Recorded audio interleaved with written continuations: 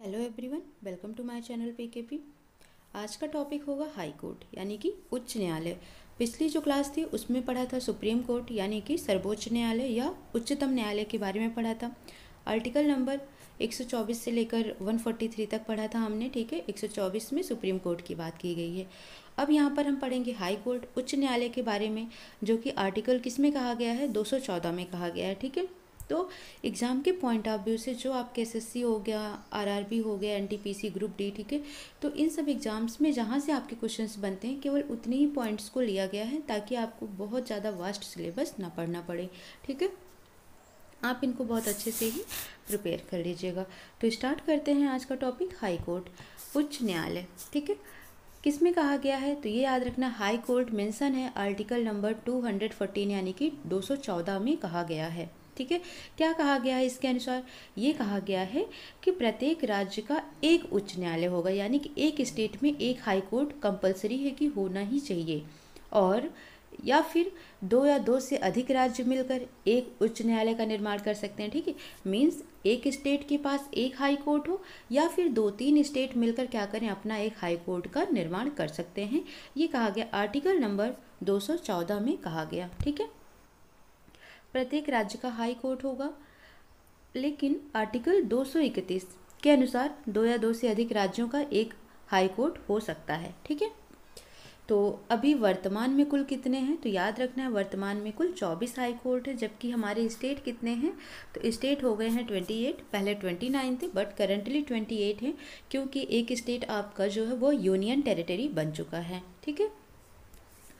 अब हम बात कर लेते हैं कि जो वर्तमान में कितने हाई कोर्ट हैं, तो आप बोलोगे वर्तमान में कुल 24 हाई कोर्ट हैं, 24 हाई कोर्ट्स हैं, उच्च न्यायालय हैं, ठीक है। गुवाहाटी हाई कोर्ट जो है वो 4 राज्यों का हाई कोर्ट है, ठीक है। तो ये लाइन याद रखनी है आपको, सबसे अधिक राज्यों का उच्च न्यायालय कौन सा उच्च न्यायालय है तो आप बोलोगे गुवाहाटी हाई कोर्ट जो है वो सबसे अधिक राज्यों के लिए काम करता है। मीन्स 4 राज्य हैं जिन्होंने मिलकर एक हाई कोर्ट बनाया है, ठीक है। मीन्स एक हाई कोर्ट पूरे 4 राज्य को वो कवर करता है।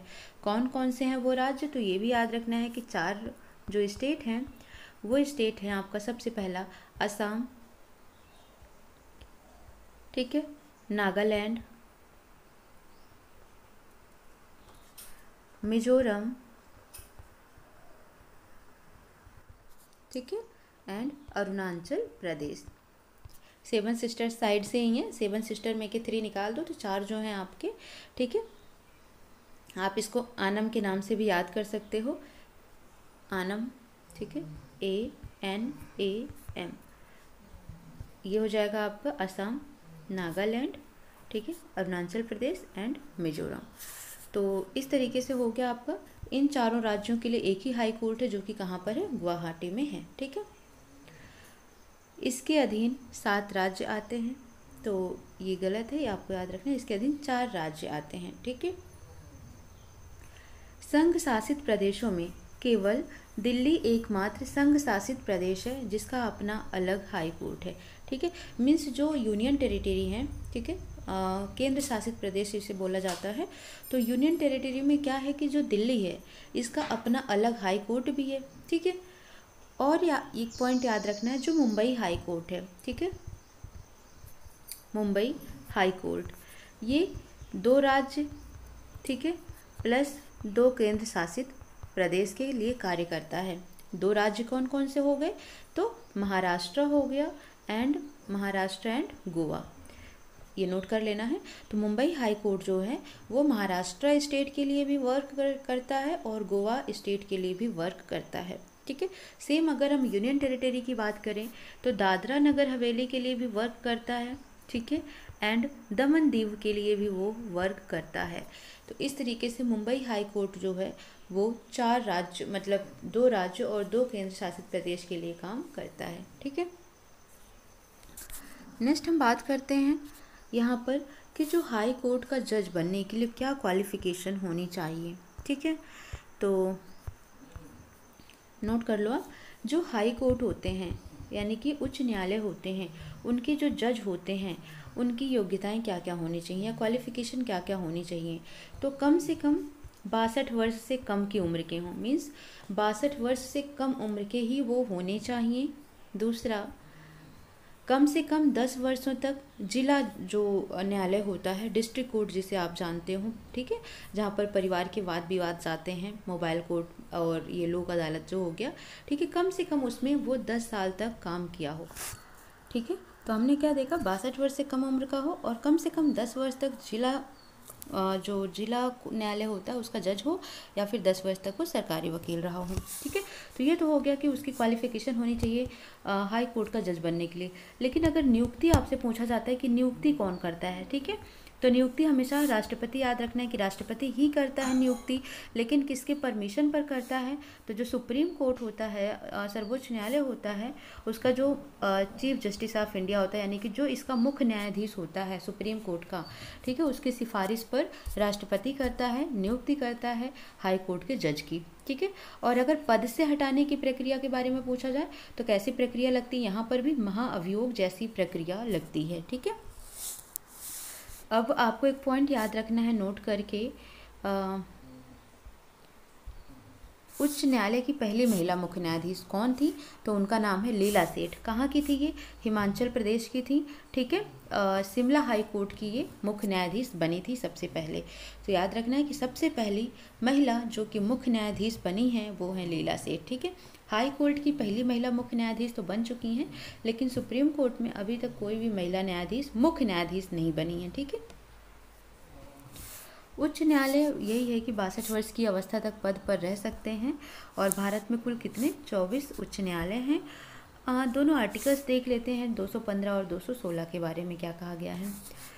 215 के उच्च न्यायालय एक अभिलेख न्यायालय होगा। ठीक है, उच्च न्यायालय का गठन एक मुख्य न्यायाधीश और शेष उतने न्यायाधीशों से होता है जितने राष्ट्रपति समय पर नियुक्त करना आवश्यक समझता है। ठीक है, उस समय पर जितने को जरूरी होता है कि राष्ट्रपति सोचता है इतने न्यायाधीश को सिलेक्ट करना चाहिए, तो उतने जज को वो सिलेक्ट कर लेते हैं और एक चीफ यानी कि जो मुख्य न्यायाधीश होते हैं उनको वो बना देते हैं। तो इस तरीके से हाई कोर्ट के लिए मेंबर जो जज होते हैं वो सिलेक्ट कर लिए जाते हैं। आर्टिकल 216 के अकॉर्डिंग ये हो जाता है कि हाई कोर्ट के न्यायाधीशों की नियुक्ति राष्ट्रपति द्वारा होती है। ठीक है, जब नियुक्ति पूछेगा तो नियुक्ति 216 में कहा गया है, और अभिलेख न्यायालय किस में कहा गया है, 215 में कहा गया है। ठीक है, और 214 में किसके बारे में कहा गया है, तो उसमें हाई कोर्ट के बारे में कहा गया है। नेक्स्ट हम क्या देखेंगे, उच्च न्यायालय के न्यायाधीशों का वेतन, सैलरी या वेजेज की बात हो रही है, राज्य की संचित निधि से जाता है, और इनकी पेंशन केंद्र सरकार की संचित निधि से जाता है। यानी कि जो सैलरी जाती है वो राज्य सरकार की संचित निधि से, और जो पेंशन जाती है वो केंद्र सरकार की संचित निधि से जाती है। ठीक है, अब यहाँ पर हम बात करते हैं अधीनस्थ न्यायालय की। अधीनस्थ न्यायालय मतलब डिस्ट्रिक्ट कोर्ट, जिला न्यायालय। ठीक है, तो जिला न्यायालय की बात किस में कही गई है, 227 में कही गई है। ठीक है, आर्टिकल नंबर 227 में जिला न्यायालय की बात कही गई है। इसमें कहा गया है कि जिला न्यायालय के जजों की नियुक्ति कौन करेगा, राज्यपाल करेगा। देखो, सुप्रीम कोर्ट और हाई कोर्ट के जज की नियुक्ति राष्ट्रपति करता है। ठीक है, लेकिन जो डिस्ट्रिक्ट कोर्ट होते हैं, लाइक परिवार न्यायालय हो गया, लोक अदालत हो गई, मोबाइल कोर्ट हो गया, तो इनके जो जज होते हैं उनकी नियुक्ति कौन करता है, तो उनकी नियुक्ति करता है राज्यपाल। उस राज्य का जो राज्यपाल, जो गवर्नर होगा, वो करता है। ठीक है, ये याद रखना है आपको।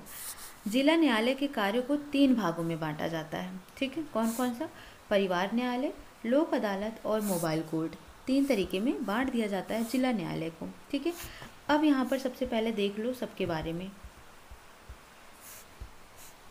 पहला आप करोगे परिवार न्यायालय। ठीक है, मैंने क्या बोला आपसे, फैमिली कोर्ट के बारे में बात करी है। ठीक है, कि 3 भाग में बटा है, तो सबसे पहला है फैमिली कोर्ट। क्या होता है ये फैमिली कोर्ट, इसकी शुरुआत कब की गई थी, 1984 में की गई थी। ठीक है, ये कानूनी सोच पर आधारित है, मीन्स लॉ पर बेस्ड है ये। इसमें जज का पहला प्रयास होता है कि वो दोनों पक्षों को समझौता करा दे।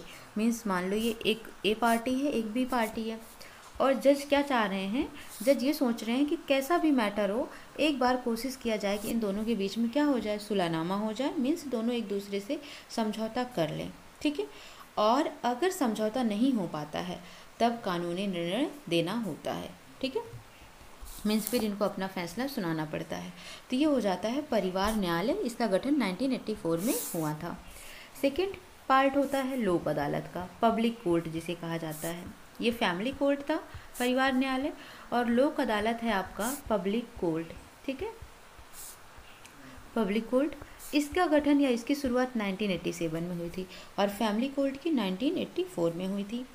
यह भी कानूनी सोच पर आधारित नहीं होता है। ठीक है, यानी कि जो फैमिली कोर्ट है वो कानूनी सोच पर आधारित होता है और ये कानूनी सोच पर आधारित नहीं होता है।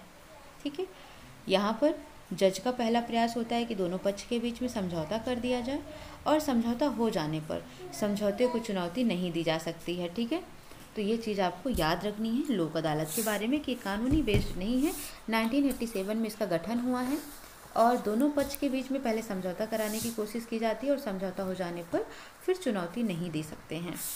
थर्ड आता है, थर्ड पार्ट की अगर हम बात करते हैं जिला न्यायालय की, तो वो है मोबाइल कोर्ट। मोबाइल कोर्ट, ठीक है, इसकी शुरुआत कब हुई थी? इसकी शुरुआत हुई थी 2001 में। ठीक है, 1987 में पब्लिक कोर्ट की हुई थी और 2001 में मोबाइल कोर्ट की हुई थी।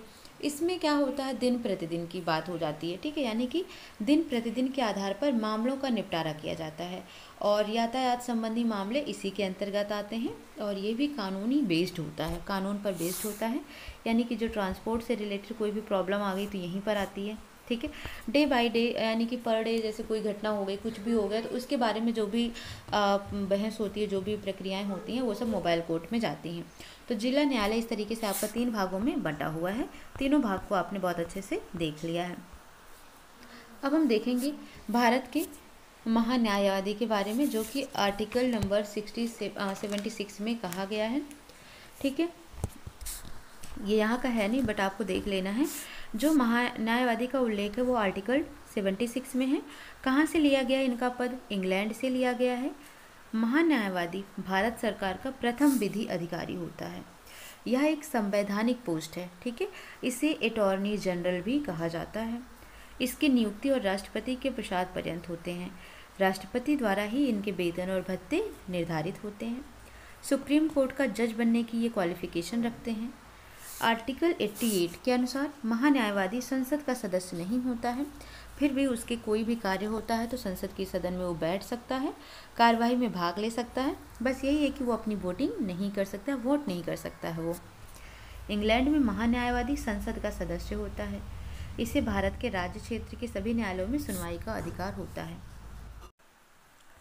नेक्स्ट है हमारा नियंत्रक महालेखा परीक्षक। ठीक है, यानी कि इंग्लिश में इसको CAG बोलते हैं। CAG नियंत्रक का मतलब कंट्रोलर, यानी कि कंट्रोलर।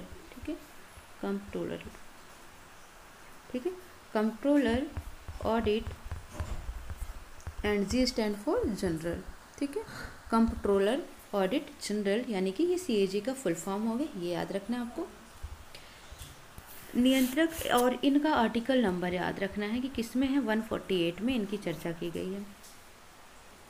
यह पद भ्रमित करता है क्योंकि यह नियंत्रण नहीं करता बल्कि सरकारी खर्चों की जांच करता है। बट इसका नाम क्या? नियंत्रण महालेखा परीक्षक। ठीक है, नियंत्रण नहीं करता है, सरकारी खर्चों की क्या करता है? जांच करता है। यह एक भ्रमित पदनाम है। यह सिर्फ लेखा परीक्षण करता है, नियंत्रण नहीं करता है। नियंत्रक महालेखा परीक्षक पूरे भारत का कितना होता है? केवल एक होता है। भारत सरकार के कार्यों का लेखा परीक्षण करते हैं। ये भारत सरकार के अलावा राज्यों के लेखाओं का भी परीक्षण करते हैं। यह अपनी रिपोर्ट केंद्र सरकार के संबंध में राष्ट्रपति को देता है और राज्य के संबंध में राज्यपाल को देता है। मीन्स अगर वो सेंट्रल गवर्नमेंट की बात हो रही है तो किसको देंगे? राष्ट्रपति को। लेकिन अगर स्टेट गवर्नमेंट के संबंध में कोई बात हुई है तो वो किसको देंगे? राज्यपाल को ये अपनी रिपोर्ट देंगे। ठीक है, इसकी रिपोर्ट पर लोक लेखा समिति अवलोकन करती है। ये इतनी बात याद रखना है। नियुक्ति इनकी कौन करता है? राष्ट्रपति करता है।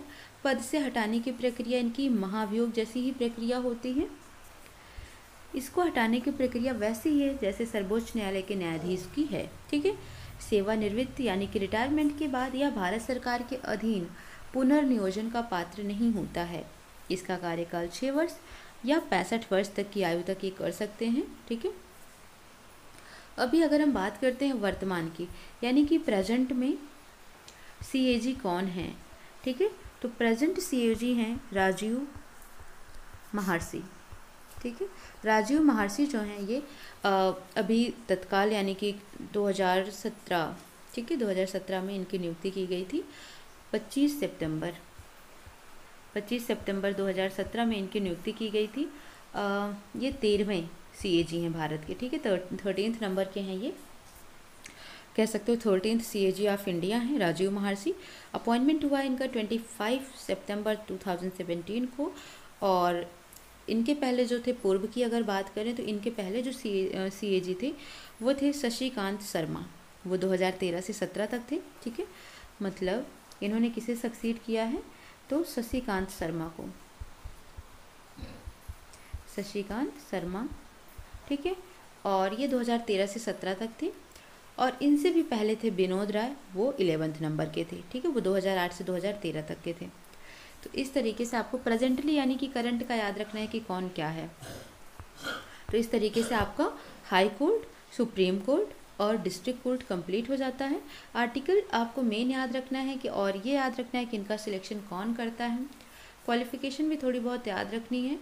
बाकी आपको जितना कराया गया है इतना आप कर लोगे तो आपके आर्टिकल्स नहीं छूटेंगे रिगार्डिंग टू कोर्ट्स, यानी कि जो न्यायपालिका है इसके रिगार्डिंग आपके क्वेश्चंस कभी नहीं छूटेंगे। ठीक है, और आप वीडियो को लाइक शेयर सब्सक्राइब कर दीजिएगा। दोस्तों को जो पढ़ने वाले हैं आप उनको भी शेयर कर दीजिए।